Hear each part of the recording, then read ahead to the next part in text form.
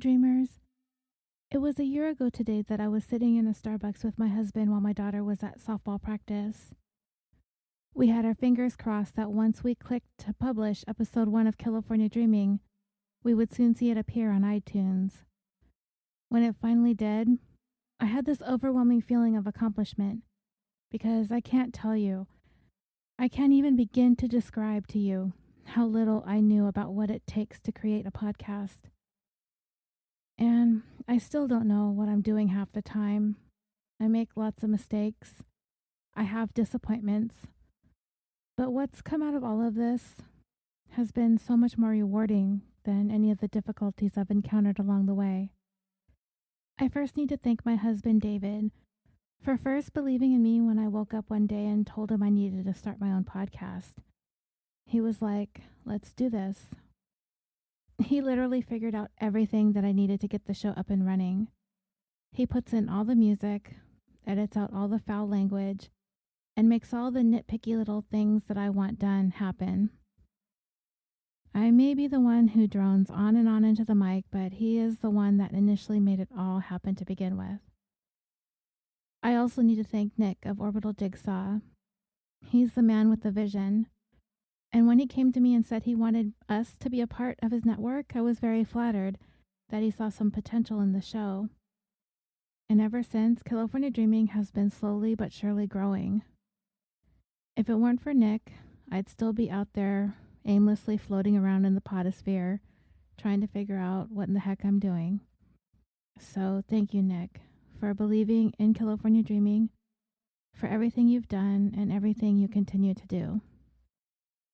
I also need to take the time to thank the podcast hosts out there who reached out to me and offered guidance when I first said I was thinking about starting a podcast. Many have been so kind and gracious and helpful since, but there are a select few who were there from day one. Deanna, host of Twisted Philly, she stepped up and helped me, encouraged me. As a matter of fact, she designed the first stickers I had printed for the show. Allie from Insight, she too provided me with guidance and support, and she also ultimately went on to connect me with Orbital Jigsaw. Josh from This Americana and Karen and Ellen letters. He's like the marketing guru. He gave me lots of advice when it came to marketing and branding, which I actually hadn't really thought about, as I was too worried about getting the show launched.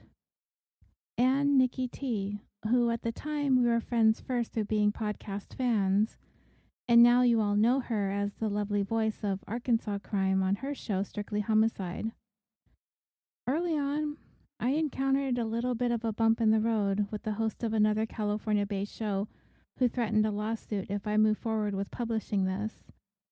Nikki T was one of the first and fiercest supporters to lead the charge in eventually eliciting an apology from the guy. There were so many people on my side, but I just remember her being one of the first and the most vocal. In case you didn't know that about her. You don't want to make her mad, but you will definitely be grateful to have her on your side. Thank you, Nikki T, if you're listening, for being my friend in our pre-hosting days, into today, and hopefully for many years to come.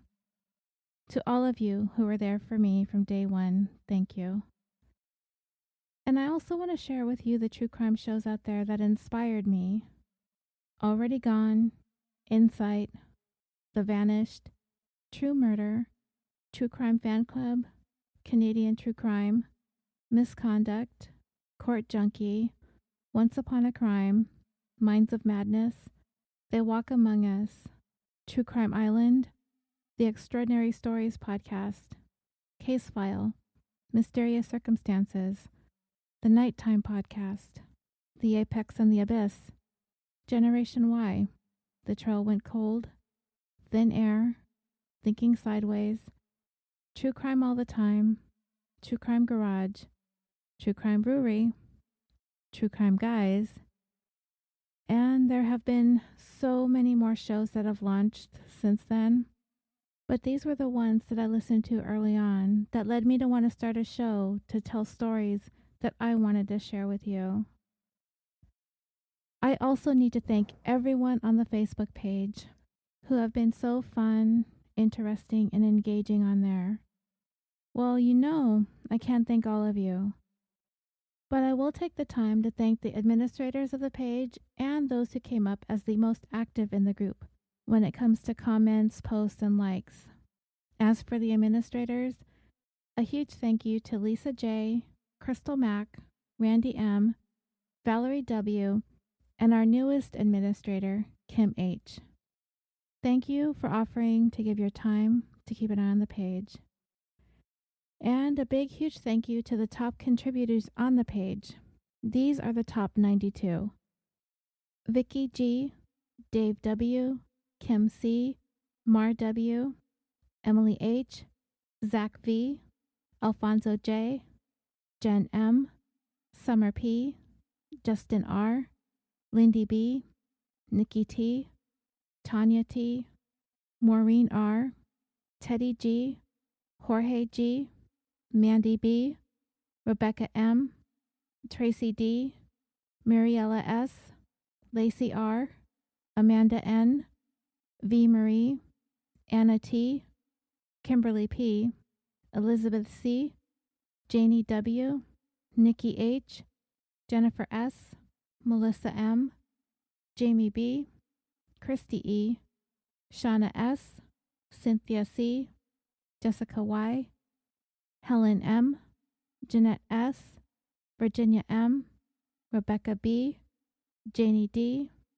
Allison M., Paloma D., Terry S., Linda L., Teresa S., Helly K., Shelley M., Trina G., Laura T., Christopher L., Amber A., Leslie A., Thea C., Katja T., Dominique M., Bill S., Carrie B., Linda A., Samantha D., Libby B., Lindsay G., Kate W., Shadira M., Gina B., Carrie Ann W., Beth M., Roy S., Diane N., Sally J., Raven K., Paul C., Catherine G., Aaron S., Laura A., Donna M., Melanie B., Amy W., Joe F.,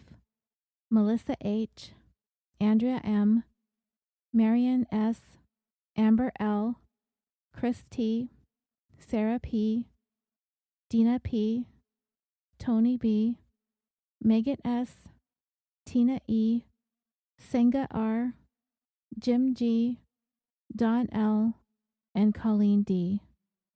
Thank you all so very much for your comments and your feedback and your contributions to the discussion page. I also owe many thanks to those who have supported Killafornia Dreaming on Patreon. Those of you who have cared enough to go out of your way to support the show with any amount of a donation is more than I could ever ask for. And to all of you, there aren't enough words to describe how much I appreciate your willingness to help support the production of Killafornia Dreaming.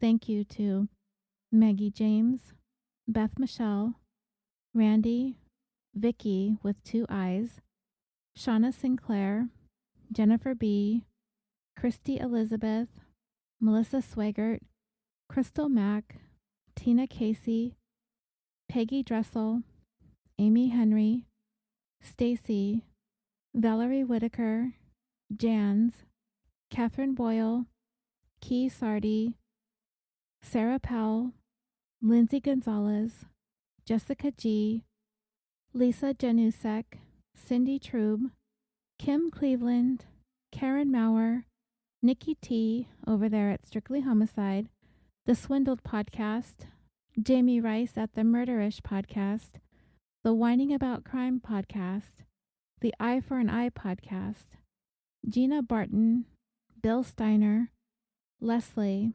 Annette Borgen, Alicia Woods, Christopher Lightsey, Gwen Ross, Melissa Fogel, Patience Ann, Robin Warder at the Trail Went Cold Podcast, Andrea Miller, Anna at the Truest of Crimes, Jennifer Nolan, Rebecca Combs, Mary Evans, Tony Burns, Nikki Hames, The Getting Off Podcast, Michelle Farrell, Shondell Young, Tuesday 2, Allison Foreman Rickert, The Les Mordia Podcast, Stacy Williams, Sylvia C., Kelly McFadden, Lindsay Ayers, Jeanette Lanterman, Teddy Gingrich, who, by the way, I mistakenly referred to as a he instead of a she because I assumed that she was a he by her name when we did the addendum to the Elliot Rodger episode, and I'm so sorry. Please forgive me. Anyway, Stephanie Sabin, Michael Kotu, Tanya Todd, Emily Hollister, Jennifer M., Cynthia Cooper, Amy Davidson, Amanda Newman, Melanie Baker, Carrie Ann Warner, Carolyn Markley, Jennifer Murphy, Mary Virginia Avery, Dave Ware, Fiona O'Sullivan, Katie Bonanno, Nancy Perrin, Jennifer Nolan, Christine Eghazaran, Llama Bug, Heather Budd, The Murder Road Trip Podcast, Emma Flavel, The Moms and Murder Podcast, Eileen Wilson of Misconduct, and Jen LaPaula. Thank you all from the bottom of my heart. Thank you. And so now that I've got the thank yous out of the way, I wanted to talk a little bit about some of the criminals that we've covered over the past year. I have a few updates for you guys, and some of you out there listening were so kind and gracious to help me research a couple of them and to write up a short update on some of the cases. On June 27, 2017, Killafornia Dreaming dropped Episode 1, The Tale of Random Task, and Jessica G. was so kind to provide us with an update, as read by yours truly. If you recall in Episode 1, we heard the story of Joseph Sun, a failed MMA fighter and bit part Austin Powers movie actor who committed the brutal gang rape and torture of 20-year-old rocker girl Victoria on Christmas Eve of 1990. 19 years after the crime, Joe Sun's DNA was matched to the rape and he was brought to trial. Because of the statute of limitations on rape being up, he was prosecuted for torture. On September 9, 2011, Sun was sentenced to 15 years to life with the possibility of parole. After his sentencing, he was sent to Wasco State Prison. The primary function of Wasco State Prison Reception Center is to provide short-term housing for new inmates while they are being processed. The facility also serves to determine inmate security level while evaluating their physical and mental statuses prior to transferring them to permanent institutions. And this would lead us to an incident with 50-year-old inmate Michael Graham. He was a convicted child sex abuser who failed to register as a sex offender when he was originally released from prison. Graham appeared to have lived a meandering life, failing to register several times in Santa Clara, San Francisco, and San Luis Obispo counties since 2000. According to court documents, Graham was originally convicted of first-degree burglary in 1985 in Santa Clara County and then attempted lewd act against a child under the age of 14 in San Bernardino County in 1993. Upon failing to register for the sex offender list, he was returned to prison and given a 2-year sentence and was sent to Wasco State Prison Reception Center on June 23, 2011. His cellmate was none other than Joseph Sun. And Graham, who stood 5'7" or 1.7 meters and 142 pounds or 64.4 kilograms, as compared to Sun's 5'4" or 1.63 meters tall and 236 pounds or 107 kilograms, Graham was significantly smaller framed than the former MMA fighter. Dreamers, I would like to be able to tell you that Graham learned his lesson and was serving out his time peacefully, but in reality, this would not be the case for him. On the evening of October 10, 2011, Sun killed his cellmate. At approximately 5:25 that night, prison staff got reports of a man down in the cell the two men shared. When they arrived to investigate, Sun reportedly told them, "I told you I needed to get out of here." Graham was found to be unresponsive, and the prison medical staff attempted to administer life-saving measures, but there was no use. Graham was pronounced dead at 5:50 p.m. It would later be determined by the county coroner's office that his cause of death was multiple blunt force trauma injuries, as Graham was essentially kicked and punched to death, and his death was ruled a homicide. With these new charges, Sun, the former MMA fighter, former actor turned convicted rapist, who still had a chance of being paroled someday, was now facing the prospect of a life sentence without parole, or possibly even the death penalty if convicted of Graham's murder. The Bakersfield District Attorney's Office filed a murder charge against Joseph Sun. Now, dreamers, Jess wrote that she wasn't sure why, but prior to trial, the district attorney took the death penalty off the table and pursued a case for the murder of a convict by a lifetime prisoner, which carried a life without parole sentence. But if I remember correctly from when I researched this case, I believe that bringing about the death penalty was going to require more of an involvement in this and future legal proceedings involving Sun's original victim, Victoria. And the DA, in speaking to her, opted to not try this as a death penalty case, just to ensure the win. Death penalty cases are often more difficult to prosecute.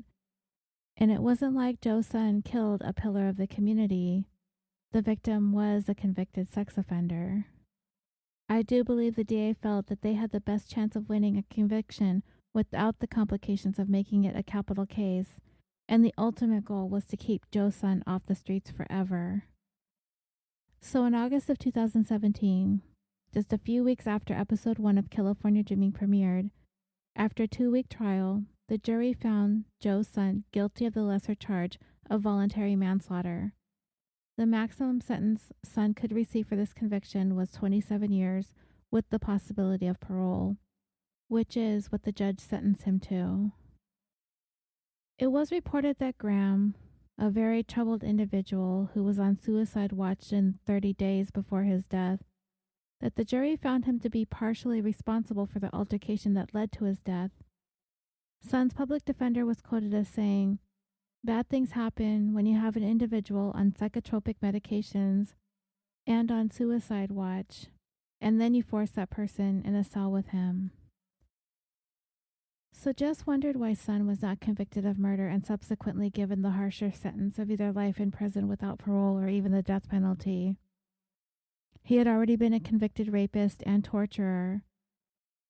As she was researching this update for Killafornia Dreaming, she began to think that because Michael Graham was a convicted sex offender, that this may have had something to do with that. That sometimes the victim is considered just as bad, if not worse than the killer. And in a side note, Jess found some statistics related to the attacks and murders of convicted pedophiles in California prisons. They are killed at a rate that is double the national average, and sex offenders account for a disproportionate number of victims. Male sex offenders make up about 15% of the prison population, but accounted for nearly 30% of the homicides. It's common knowledge that when it comes to prison hierarchy, it's said that pedophiles are the lowest of the low. Inmates may often target other inmates who are sex offenders because it earns them a reputation of being tough and more respect amongst the prison population. And what's more is that they are likely to do so if they are serving a long prison sentence and really have nothing to lose. We don't know if Graham was killed because he was a pedophile or a sex offender or not, but Jess feels that this may have been a contributing factor, and also the reason behind the jury convicting Sun of the lesser charge of manslaughter. The upshot is, with both of these sentences, it is likely that Sun will spend the rest of his life in prison, but he will eventually become eligible for parole if he lives long enough. And I would like to add that if there is a parole panel that will actually consider giving this guy another chance at freedom, if Victoria were to show up to his hearings and talk of that night so many years ago when he raped and tortured her, I doubt anyone would. And I also doubt that Joe Sun is living the life of an exemplary inmate either. Thank you, Jessica G., for looking up the info in this case. You did a fine job being my voice. So next, we have an interesting update in the case of the death of Kendrick Johnson. The bonus vacation episode, Justin from the Mysterious Circumstances podcast, was so kind as to collaborate with me. And luck struck twice for me, as Kate from the Ignorance Was Bliss podcast helped me to write this update on this story. She wrote, "From what I understand in regards to Kendrick Johnson, the family continues to believe that there is some form of a complex, widespread conspiracy regarding the death of their son. Each time a new lab report or review of evidence indicates something pointing away from a deliberate murder, they add those responsible for the report to the list of conspirators. And each time the information surfaces that might support their views, they repeat it until it becomes distorted and ominous in the voice of the media. This is not to say that I solidly believe that they're wrong, as so much as to point out the very human combination of terrible grief and what we in the field call confirmation bias, a tendency to accept what aligns with our beliefs as proof and reject what does not align as false or fake. At least part of their difficulties stem from the fact that most of their supporters are financially, educationally, and socially disadvantaged, while most of those doing the lab work, law enforcement, and courtroom are at an advantage on all levels, including along the racial divide. In the South, in a country that has seemingly backslid significantly in recent years, the family has received permission from the town manager to disinter their son for a second time, which means a third autopsy, perhaps a fourth, depending on how you count it, as at least 2 physicians were involved in his first disinterment 6 months after his death in 2013. The cost of all of this is at the expense of the family, which may suggest that there is possibly an outside supporter of the family assisting in costs, because in 2017, the Johnson family was ordered to pay nearly $300,000 in legal fees associated with the civil suits that they filed. Though the suits did not make it all the way to trial, they were held responsible for the legal fees of their laundry list of defendants that they named. And as of today, it is known that Kendrick's body was exhumed on Friday, June 22nd at 5 p.m.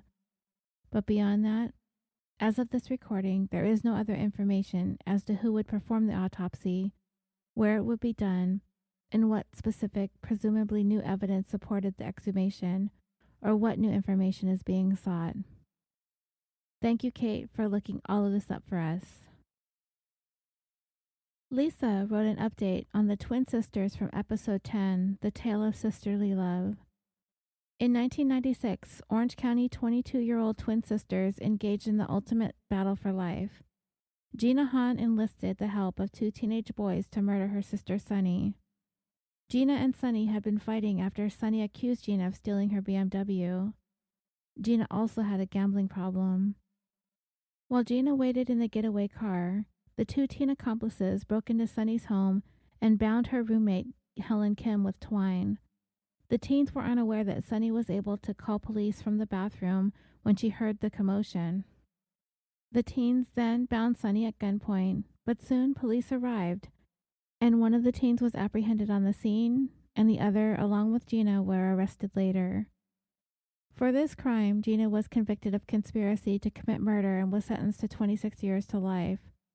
Her accomplices received 8 and 16-year sentences. Gina Hahn, now 44 years old, was paroled on May 24th of this year, after serving 20 years at the Central California Women's Facility in Chowchilla, California. According to Orange County District Attorney Nikki Chambers, Gina never stopped attempting to manipulate people while she was in prison. She received letters from numerous male pen pals who offered her jobs, apartments, and money. One pen pal from England even offered her $100,000. The DA was also concerned that Gina never sought treatment for her mental health issues while incarcerated. Since her release, Gina Hahn has refused all interviews, and her whereabouts are not public information. We can't help but wonder if the sisters maintained communication during Gina's incarceration, and if Sunny is at all concerned for her safety now that her sister is free. Thanks, Lisa, for the update on the sisters. And I guess if anything untoward happens between them, we should hear about it in the news. Dave W. wrote an update on Jeremy Strohmeyer from episode 12, the story of the murder of 7-year-old Sharice Iverson.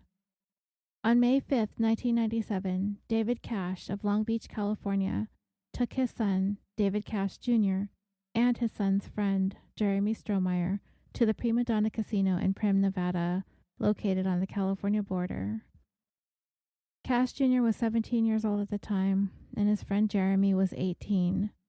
When they got to the resort, Cash Sr.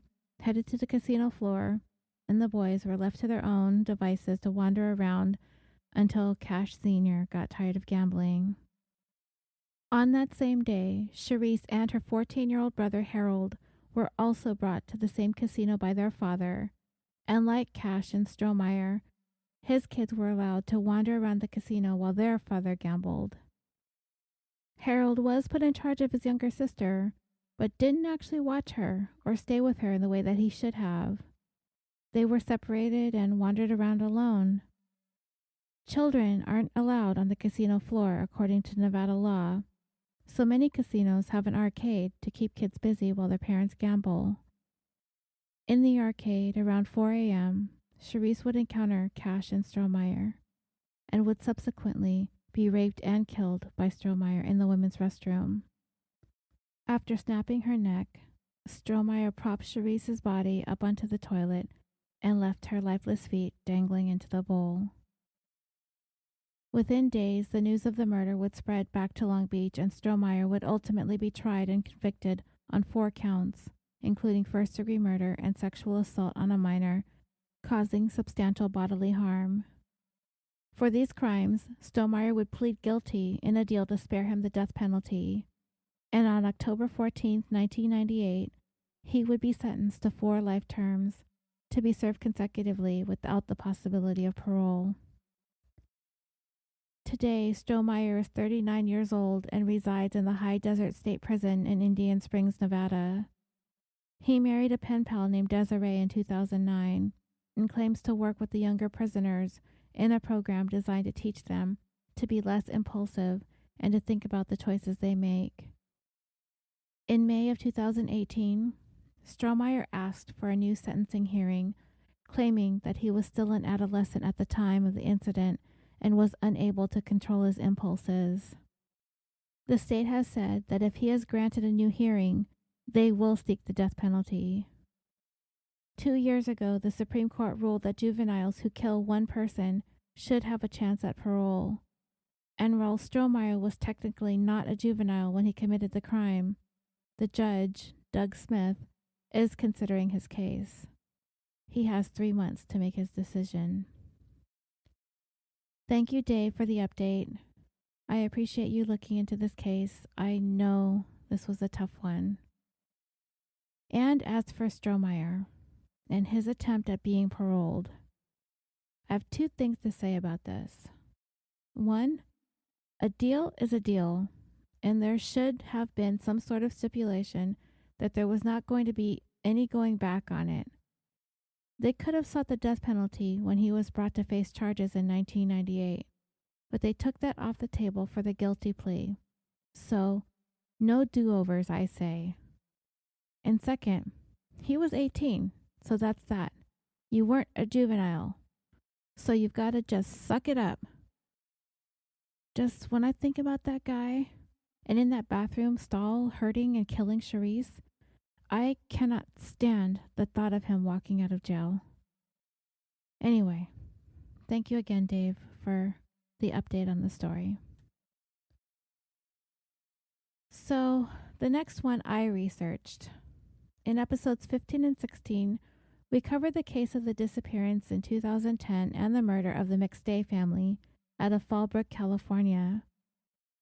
Chase Merritt, a business associate of the family patriarch Joseph McStay, was arrested in 2014 after the remains of the 4 missing family members were recovered in the desert near Victorville, California.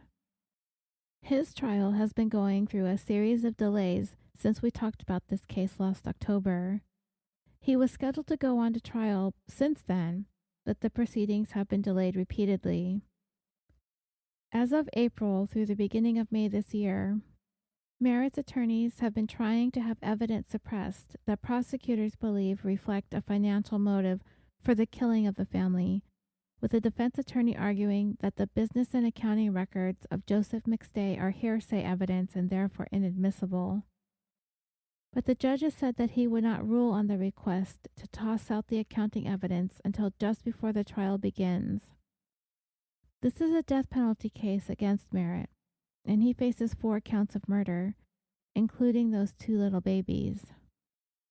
His trial is scheduled to begin July 30th of this year, so it's coming up. The evidence Merritt's attorney wants suppressed are Joseph's QuickBooks accounts that show Merritt began writing multiple checks from Joseph's accounts to himself and began cashing them on February 5th, 2010, the day after the family was last seen alive.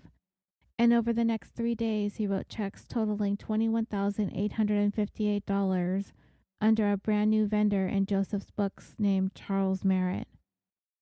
The argument over these records being hearsay is assuming Joseph was the only one who had knowledge of his business records and how they were managed. Therefore, he would be the only person who could verify any information about them on their accuracy. But he can't, because he's dead. So, I will keep my eye on this case for you as it develops. And in episode 18, I brought you the story of the Gone Girl hoax, the kidnapping of Denise Huskins. If you recall, the Vallejo, California Police Department accused Denise Huskins of faking the kidnapping. And boy, did they have egg on their face when it came to light that the whole thing was real, and the man responsible, Matthew Mueller, was indeed the person who kidnapped and sexually assaulted Denise. Well, now the Vallejo police have egg on their face to the tune of $2.5 million for dismissing Denise's elaborate kidnapping as a hoax. Police realized that the 2-day kidnapping ordeal that Denise recalled was in fact true when Mueller, a disbarred Harvard University-trained attorney, was implicated in another crime and subsequently linked to the abduction. He pleaded guilty and is serving a 40-year sentence.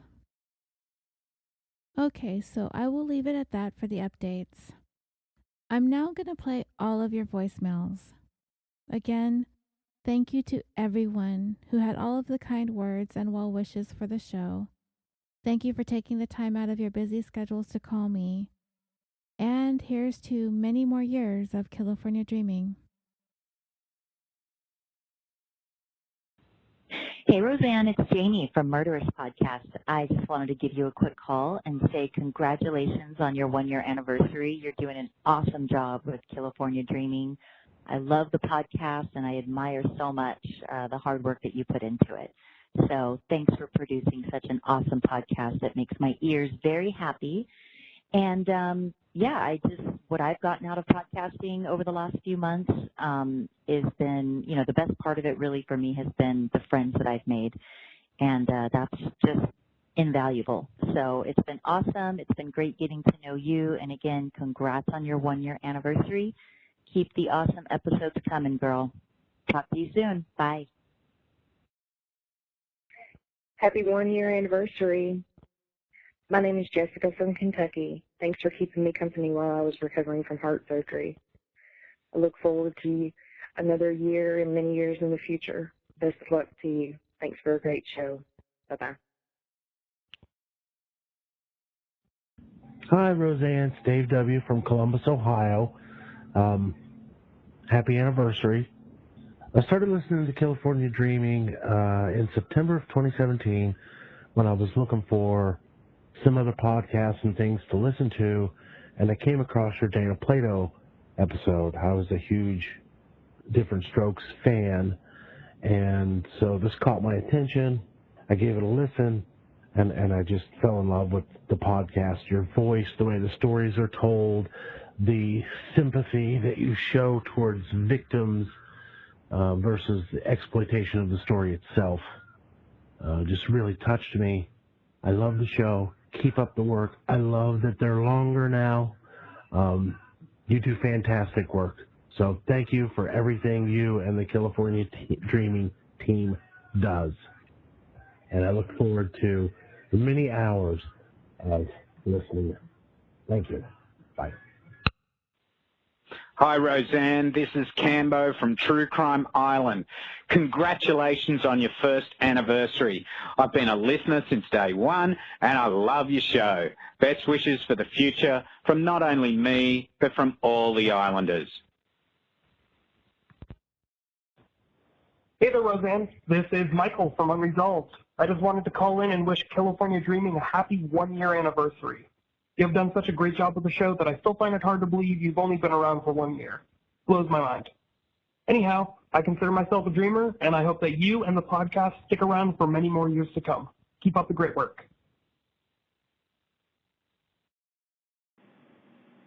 Hey, Roseanne, this is Julie calling from St. Paul, Minnesota. I'm also known as Rosarian on Twitter. Not a podcast host, but I'm calling in to wish you a happy anniversary for your podcast, Killafornia Dreaming. I work in healthcare, IT actually, which means I've got several hours a day, even the whole day, to listen to podcasts. But yours is on my A-list, one of my favorites. Wanted to tell you that the episode you did about Dana Plato was really one of the best that I've ever listened to.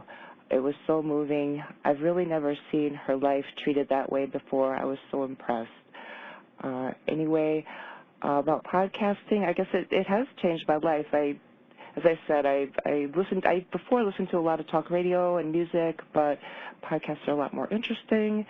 And I like the true crime community here. It seems there's a lot of goodwill, a lot of cross-promotion that's very healthy.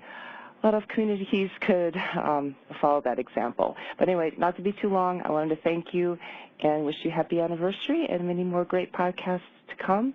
And love your collaborations, too. Thank you. Bye-bye. Hey, this is Kate from Ignorance Was Bliss. Happy anniversary. I thought I would call and give you credit where credit is due because you are one of the early podcasts I listened to that made me think I could do that. Not in the way that you do. I think that your research and your tone and your approach is sort of incomparable. Not to suck up, it just is. But in something you said in one of your maybe your earliest episode about feeling encouraged by other podcasts and thinking, hey, I could do that too, that kind of resonated with me. Like, not right away. It took me a while. I'm not always real quick on the uptake, I think. But after giving it some thought and after realizing I'm overthinking and after deciding, you know what, it's just time to take the plunge, I took some confidence and reassurance from the fact that, well, Roseanne did it, so I bet I could do it too, you know, at least give it a shot. And here I am, you know, sneaking up on 20 episodes in and just starting to feel like maybe I could do this thing, you know. So I really appreciate how much work you've put into it and how much evident effort you've done. And this part now, this is the sucking up part. So thank you so much for all your contribution to my late night insomniac sort of hours and also just the true crime podcast field in general. And keep doing it, okay? Bye. Hey, Roseanne, it's Nikki T with Strictly Homicide. We have known each other long before we both had podcasts. When we were roomies, are always roomies. And I just want to say congrats on your 1 year anniversary. You are doing an outstanding job, and I look forward to your episode every time. Love you. Hi, Roseanne. This is Emily Hollister, one of the 5 Emilys in the Facebook group. I just wanted to say how much I love your podcast, and I'm so, so glad that I found you. I can't remember how I found you. I just did and have been hooked and obsessed ever since. Don't know what else to say except keep it up. You're amazing. Never stop doing what you're doing. And, you know, it'd be awesome would be a meetup, a California meetup. And even that cool moderator, Darren, can come if he can make it all the way from the island over there in England. So, yeah, keep doing what you're doing. Love you. Bye. Hi, Roseanne. This is Valerie in New York, just calling to leave a message. I got into podcasts only probably about 8 or 9 months ago now, and I was just searching for true crime podcasts, and I just typed true crime in, stumbled across your podcast, and everything changed. As you know, I joined your group, and I love the community that you've created, and I love your podcast. It helped me get into so many other podcasts, meet so many people, and I'm very thankful to you and to the podcast community, and I'm looking forward to everything that you're going to do in the next year. Bye. Hi, Roseanne. This is Veronica from Nebraska. Just calling to wish you a happy one-year anniversary for Killafornia Dreaming. I love your podcast, and keep going. I will definitely be listening. Hey, Roseanne. Good morning. Nothing like waiting for the last minute. This is Kimmy. I think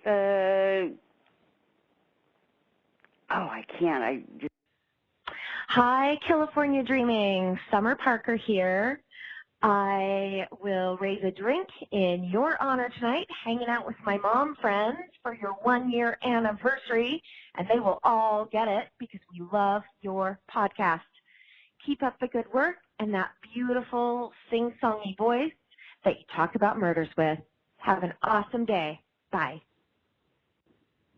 Hi, this is Carla from the Right Me Cupcakes podcast, and I am so proud of you. Happy anniversary. Hi, it's Tanya Todd calling. For a minute, I almost expected somebody to answer, and then I remembered. So happy anniversary, Roseanne, and let's see what else. To celebrate finding your podcast, which I actually found through Justin at Mysterious Circumstances when you guys did that episode on Bryce a few months ago. So to celebrate today, what we're doing is slobbering around with the kittens watching The Staircase on Netflix. Because even though I knew that story, I had to see it since it just got released. And I just also listened to that BBC presentation, I forget what it's called, Beyond a Reasonable Doubt or something. So anyways, I have all the answers, so if anybody wants to just check with me, I know exactly what happened, and that, of course, is, oh my God, we have no idea because we're just leaning back and forth both ways. I mean, he totally did it. I don't know. Okay. Anyway, so Roseanne, slobbery hugs and kisses from up here in Canada. Mwah, mwah, mwah. Bye. Hi, this is Shadira calling all the way from the Netherlands. Yes, you got it right. All the way from the Netherlands. I subscribe to your podcast. I listen. Thank you guys for putting out great content, and happy first anniversary all the way from the Netherlands. Looking forward to hearing some more great podcasts from you guys. Bye.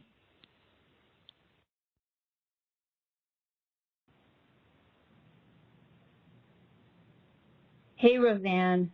This is Jessica, and I just wanted to wish your podcast a happy birthday and that you're doing a really great job. So I look forward to hearing more episodes and more collaborations, and that's all for now. Bye. Roseanne. This is Justin from MC Podcast, Mysterious Circumstances, and just calling to let you know, happy 1-year anniversary. And I don't know, you're kick-ass. I love working with you. You have one great show, and I hope for many, many more anniversary phone calls. So I hope you enjoyed it, and congratulations on your anniversary. And like I said, I hope for many more. Hi, this is Kelly Swainson McFadden, leaving a message for the 1-year anniversary of Killafornia Dreaming. I just wanted to say how much I love the show and how it really feels like Roseanne is a friend, just talking about all these cases, and she uses so much compassion in every situation, and her voice is just so soothing. And anyway, I just wanted to say I love the show. I look forward to the podcast every week and all the bonus content. I just love it, and I hope it continues to grow. Love the community and love your work. Hi, Roseanne. It's Liz from Ohio. I wanted to wish you a happy anniversary. It's been a real joy listening and getting to know you and your wonderful spin on things. So happy anniversary, and here's to many, many more podcasts together. Yes, Mr. Roseanne, this is Randy Meyer. Congratulations on your 1-year anniversary of the podcast. Great show, great content, great distribution. Let the haters be the haters. Let your dreamers be the dreamers. Catch you later. Have a good one. And again, happy anniversary. Hi, Roseanne. This is Gina. It's a little scary leaving a voicemail because there's no edit button, but here goes. Like watching children grow, sharing this first year with you has been both long and fast. Hard to imagine it's only been a year, as I feel you've been a part of my life for a long time, and so much has happened in this time. It seems like yesterday when you were talking about 2 pods a day, the sisters Sunny and Gina, the scary Vanessa Canarios, and the Twilight Zone disaster. I could go on and on. So many stories that are completely new. Your stories go well beyond the known facts and truly tell a tale. I know I've never heard so many of them before. You have a most unique and intriguing style that is laden with facts, and you never hesitate to indulge on details, which I love. So from one California girl to another, Roseanne, you are killing it. Congratulations on an amazing year of hard work, intrigue, growing, and creating, and thank you so much for sharing your dream with the world, even if it is killing California. Hey, Roseanne, it's Lisa from Eye for an Eye podcast. I finally got this thing to work. It's been tried 100 times. But congratulations on your year anniversary. That's so exciting.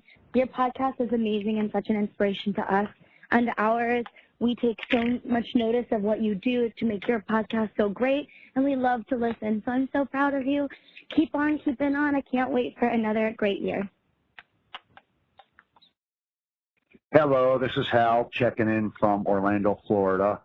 I'm a new listener.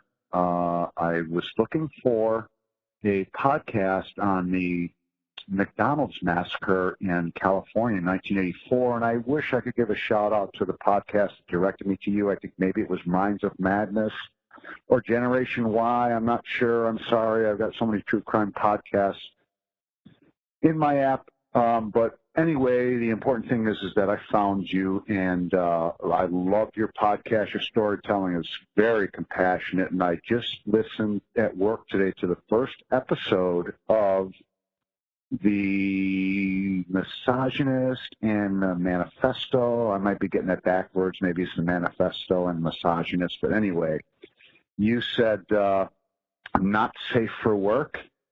Good thing we got Bluetooth earbuds. And I'm just about to sit down with some Pabst Blue Ribbon and a bowl of popcorn and listen to part 2. So happy anniversary. I'm late to the party, but glad I got to be here for the first anniversary party. Hi, Roseanne.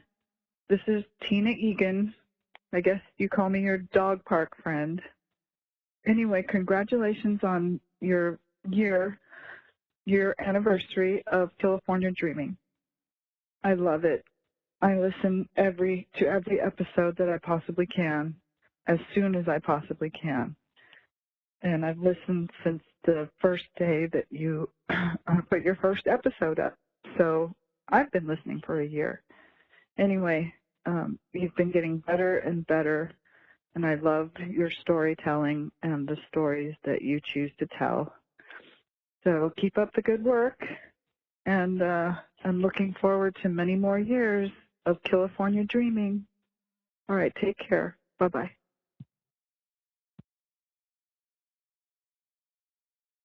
Thank you again to all of you who have listened to and supported Killafornia Dreaming in the past year. I'm looking forward to many, many more years of bringing you true crime tales from the Golden State. And until next time, as always, sweet dreams.